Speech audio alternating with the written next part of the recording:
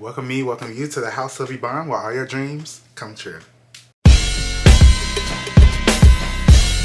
Hey guys, welcome back to my channel. Happy New Year. We are back for a new video for the new year. The first video of the year. If you're watching this video, make sure you like, subscribe, comment, share, do all of the things before we get into this video. For those that have already subscribed and been a part of House of Yvonne, for what is this, our third year maybe? I think third year on YouTube. Thank you for coming back for another video and staying subscribed. We're talking about the best series that have come out last year, 2021. This is my opinion, okay? You don't like it? Tell me what you liked in 2021 in the comments down below, okay? But like I said, we are talking about the best series of 2021, whether that be anime, drama, horror, comedy, animation, thrillers, documentaries, all of them, okay? We're going to get into them. We're going to talk about them. And yeah, that's what we're going to do. So let's get into it. I got me some tea here because I got my booster shot. P.S. I got my booster shot and I've been feeling like crap ever since. And right now I'm really hot. So I don't really know what's happening. I got tested. I'm waiting for my results. So hopefully we're A-okay. But to top off the list, we're going to start with a classic. A show I really didn't get into until, last year? And it's been out since 2017, 2018, I think. And it's the show Community. The show Community is so funny. It has like your generic comedy with white people, but it's funny. The black people on the show, Childish Gambino, and what's her name? Yvette something. What's her name? I need to give her credit where it's due. Yvette Nicole Brown. She's hilarious. She is hilarious. When I tell you, she brings her characters to life in such a like realistic way. Like you could tell like she's truly a black mother going back to school and not with the shenanigans. Well, a little messy, but a little Christian, you know. It's funny. It's hilarious. And I love all of the characters in their own way. Some of the characters get on my nerves. They really do, but the show is hilarious. My favorite episode are the Halloween episodes. And it's the one where everybody drinks or they eat something bad that came from like a military base that the dean brought to the festivities. And everybody ate it. Everybody got sick and turned into zombies. That is the best episode for me. 1, I love zombies. 2, I love Halloween themed episodes. 3, the show just does it in a fabulous way. And it's hilarious. So I would suggest going on Netflix, watching Community, and let me know what you guys think. So this show just ended. It was on HBO Max. And I think you guys know what show I'm talking about. It had Issa Rae. Okay. Do you know what I'm talking about now? It was Insecure. Insecure was a fabulous show this past year. It had all of the things. It had sex. It had drama. It had friendships in turmoil. It had comedy. Pure, genuine comedy. Like comedy that is just comes out of nowhere and it just makes the show funny. It was amazing. My favorite character on Insecure has to be hands down Kelly. She's so funny. And watching the like recap of the show on HBO Max, where all the people involved in the show, the actors, the background people, everybody, when they were interviewed about the closing of the show, it was brought to our attention, well, those that didn't know, that Kelly was originally a writer, then she became an actor on the show, and then a director. So she was the only person on set that was able to participate in 3 of those different positions. And that blew my mind because she's so genuinely funny. Like, to just think that she was a writer and then became an actor for one of the parts that she wrote for is amazing. Because I don't think, like they said, the producers said, nobody else could have done the role of Kelly but her. And Natasha, she's so funny. My favorite part on the show, well, favorite parts are when her and Issa D's brother interact. Like, they're so messy and so conniving towards one another. So mean and nasty. On me like that. So nasty. And that's what happened. So rude. There's nothing wrong with being a little shady sometimes, okay? But yeah, Insecure was such a great show. I didn't really expect Issa to be with Lawrence. I could see why they did that. I don't think I could have willingly been okay with her being with, what's the guy name? Nathan. Personally, I don't think I could have seen her with Nathan in the long run, because he needed, or he needs to work on himself. Like, he has too much going on. Every time it's a problem, I understand he has like mental issues and things he's working on, but it's just too much. He's a little insecure, no pun intended. I also didn't like the fact that Lawrence just came out of nowhere, and it wasn't because, oh, I truly love you, in a sense. It was more so, I kind of regret not going for what I want. You get what I'm saying? Like, Issa could have been anybody, and he would have just still felt the same way of, oh, I'm insecure and I'm regretful of not coming to you and telling you how I feel. So, that didn't rub me the right way either. But they do look happy and in love towards the final scene. And it was beautiful to see Issa and, I forget the best friend name, child, Molly. Issa and Molly come together and just reconnect and show that love for one another. That was so beautiful to watch. And I love how all of the friends, Molly, Kelly, Issa, and what was Amanda Seales' character name? I can't believe, Tiffany. I can't believe I'm forgetting all their names. How they were able, even though they're getting older and they have their own lives, their own responsibilities, they're also making time for one another when it counts. And that is, like, this whole show, I felt like I was Issa, because I related so much to her from season 1. Like, both working in nonprofit sectors, working for a nonprofit that kind of gets us but doesn't really, and kind of gets the mission but doesn't really. Trying to figure out where we stand in life, almost 30, like, not really fulfilling everything that we want to, or not feeling fulfilled, and then just waking up one day and just be like, forget it, I'm going to work and I'm going to push to get what I want. And that's why I connected so much with her, with Issa's character. And I really, in my own personal life, I truly want that, like, friend group where we may not always connect every time, but we're going to make time for one another and come together and make it count. Not just once or twice a year come together. No, at least 10 times a year we're going to come together, hang out, go do stuff, have fun, travel, whatever. And so I really, truly love this show. And it made me genuinely laugh. And Lawrence, whew, when I say Issa had some of the best boyfriends ever, they are so fine. Girl, casting director, you did a phenomenal job. Phenomenal. I'm kind of moving away from comedy series into documentaries, and I have 2 documentaries that I truly love this past year, and that came out this past year. The first one is called Catching Killers. It's a Netflix original docu-series, talking about different instances where people were murdered or hurt badly, and they were recounting the steps and what it took to catch the killer that did it. And some of the stories were truly heartbreaking.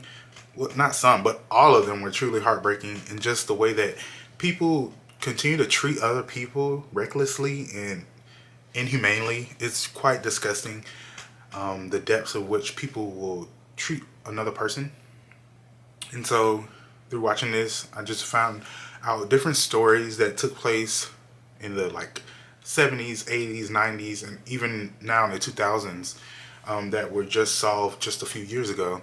And so it was quite interesting to even watch those stories were that have happened previously and have just now been solved.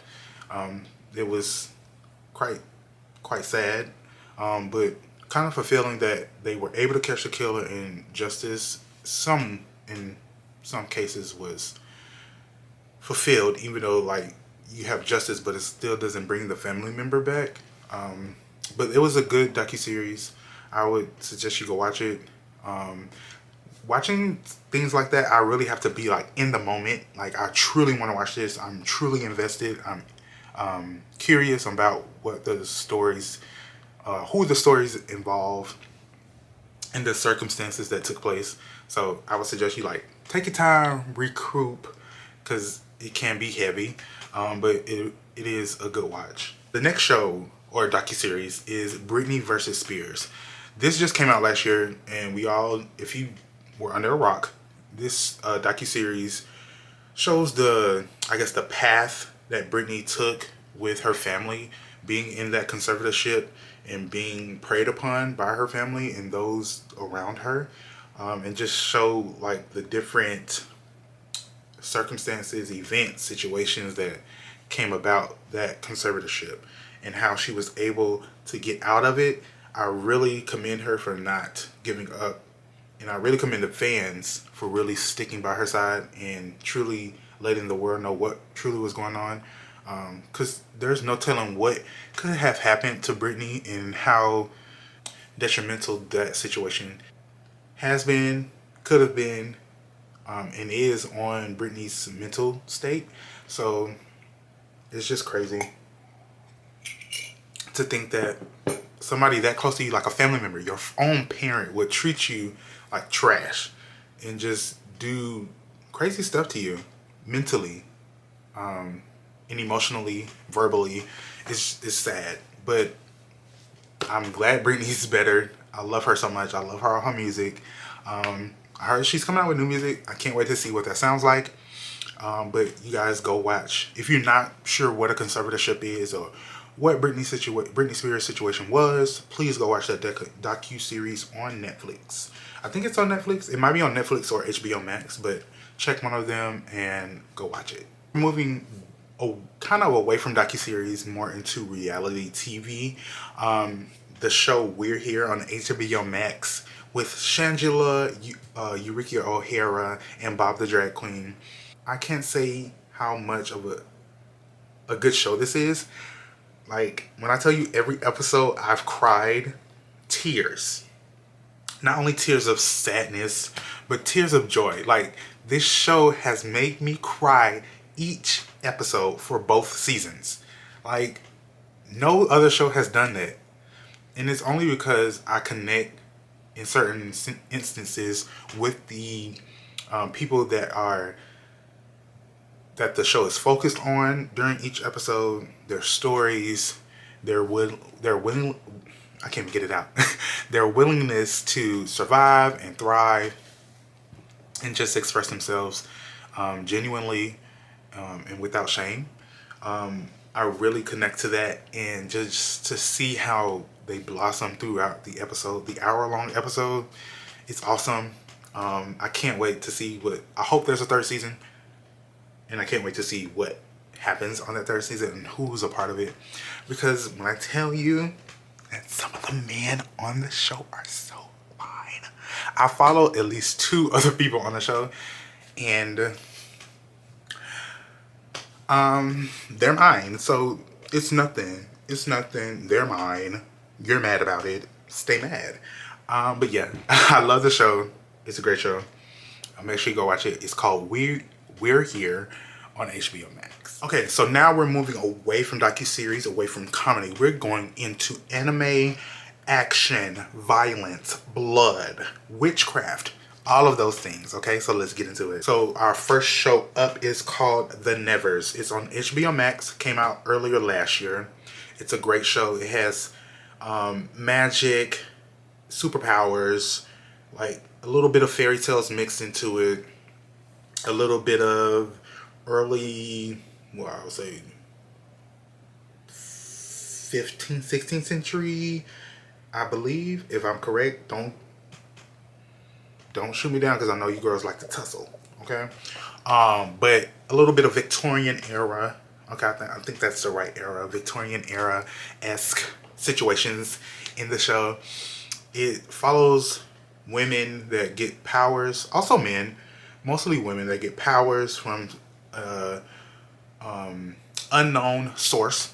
And the men, of course, white men, think it's, and especially back during that time, they think it's evil, it's witchcraft, it's not becoming of people in high society. So they try to kill the women, kill people that have these powers, and these people that have the powers are ridiculed.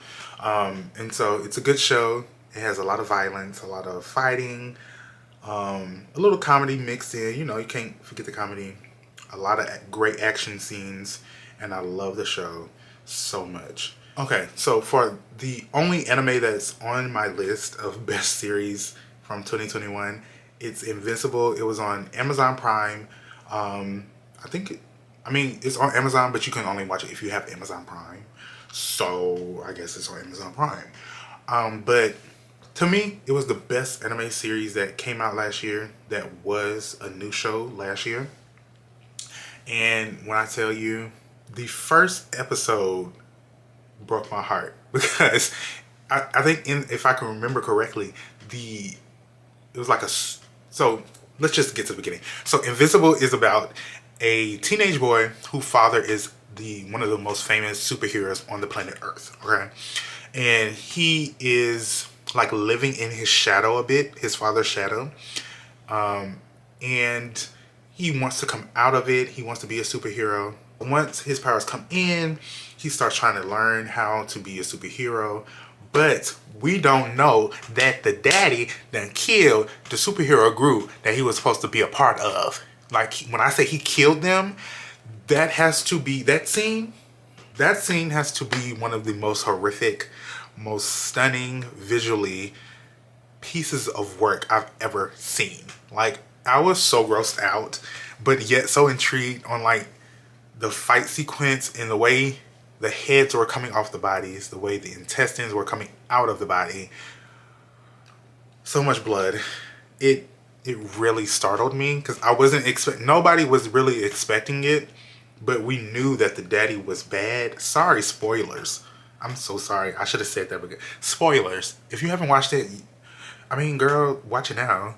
But yeah, so all that to say, he ends up towards, I think, hasn't the second season already come out? Yeah, I think I already watched the second season. Come to find out, he has to fight his father because his father comes from a different race of alien people who are conquerors of other planets. Nobody knew this. Humans were praising him because, oh, he came to save us from the bad guys, not knowing that he is the ultimate bad guy. I can't wait to see what season 3 holds for us because he was able to beat his father to a certain degree. Not really. He only beat him by saying, oh, Dad, you're my father, blah, blah, blah. Not really beating him with his hands, but beating him with his feelings. That's crazy to say. But yeah, he beat him with his feelings and he flew away. So I'm just wondering, is he going to come back? Is the father going to come back with his crew, with his army of very violent fellow aliens? Because when I tell you them people are strong and violent and ruthless, they are, and I don't know how they're gonna protect themselves as inhumans. So it's a good show.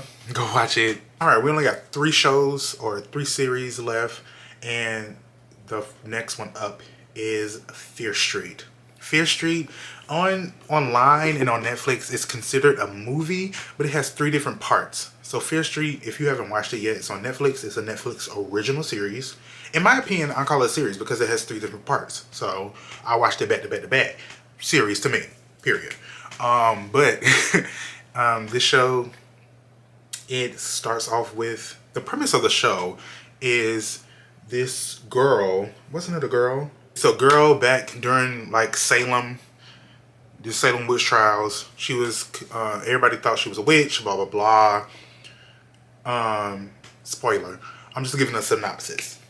Everybody thought she was a witch. Then I think they killed her.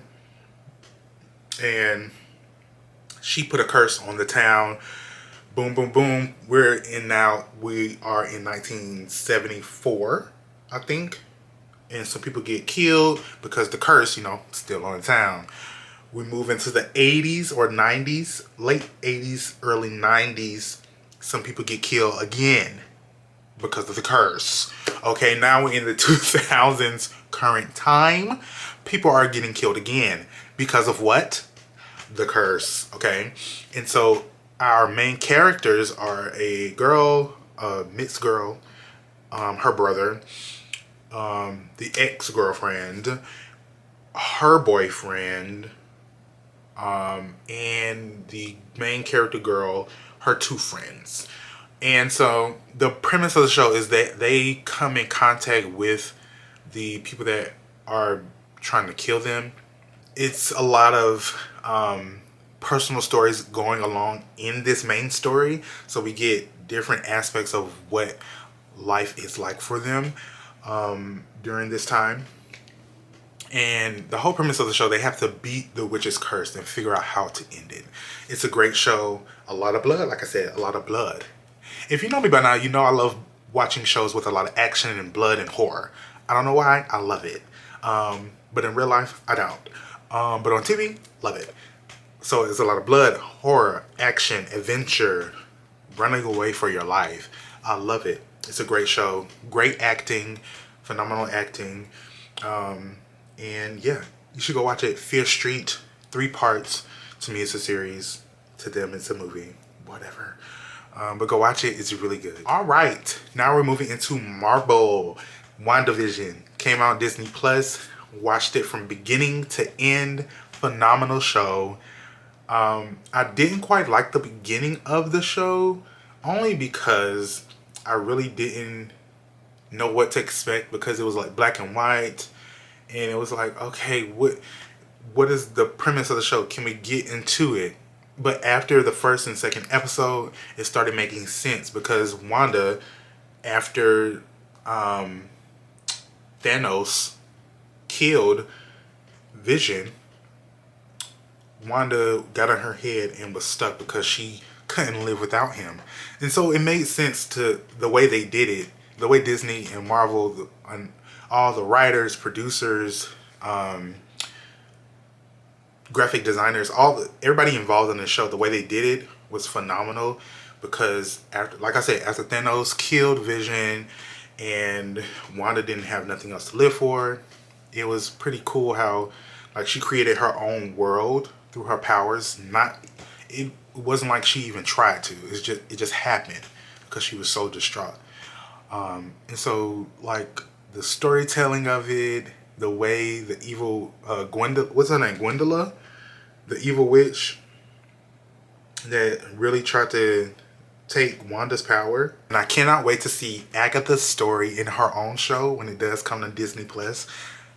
She's a great villain and I love her story with all the other witches trying to take her down because she wanted to know more about the forbidden magic.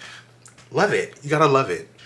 Alright, our last show before my camera freaking dies is The Witcher. The new season came out this year. I finally sat down and binge watched it. When I tell you I had to just take a moment and just watch it, because if not, I would not have done so. So I watched it. If you don't know what The Witcher is, it's a Netflix original series. Once again, it has magical beings, magical creatures, violence, fighting, swords, a little sex, great looking people, great battle scenes, but an overall great storyline. I don't want to tell too much of the storyline, but it's Witchers. It was originally a book series made into a TV series. It's a great show. The main character is a Witcher. He fights all of these creatures, kills them, bad creatures because they kill humans for money. And eventually he finds himself having to take care of a girl in the second season of the series, and having to like be a father figure to her, even though that's not what witchers do. They just kill witches and bad creatures. And so it's a great show, great acting. Even the main character is Superman.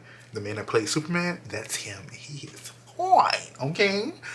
Go watch it because he is beautiful to watch. But it's a great show. I really love it, and I think I might watch the first season again today. Maybe. You never know. Well, guys, that's all I have for you. I really love all of these shows that have been on my list. That's not even all of the shows that I watched this year. Those are just the ones that were at the top of my list that I really wanted to talk about. If you have any shows that were not mentioned in today's video, please comment them down below. I would love to get into them and love to like go back and forth with you on our favorite shows. Duh. Make sure you guys follow me on Instagram, TikTok, Depop. Where else am I at?